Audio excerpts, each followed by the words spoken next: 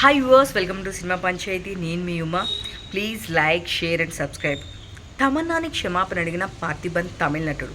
అసలు ఏం జరిగింది, ఎందుకు క్షమాపణ చెప్పాడు అని తెలుసుకోవాలనుకుంటున్నారా? మరి ఇంకా లేట్ ఎందుకు, నాతో పాటు వచ్చాడు, నేను చెప్పేస్తా. ఏమీ లేదండి, రీసెంట్గా పార్థిబన్ తమిళ్లో ఒక ఇంటర్వ్యూ ఇచ్చారు.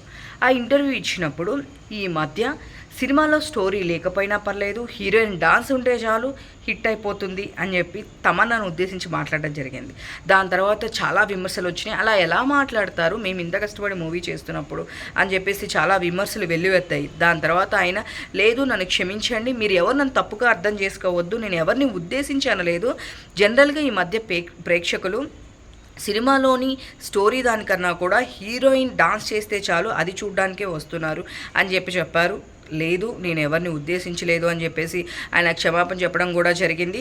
సో ఈ పార్థిబన్ అనే ఆర్టిస్టు మన తెలుగులో రచ్చ అనే మూవీ చేశారు.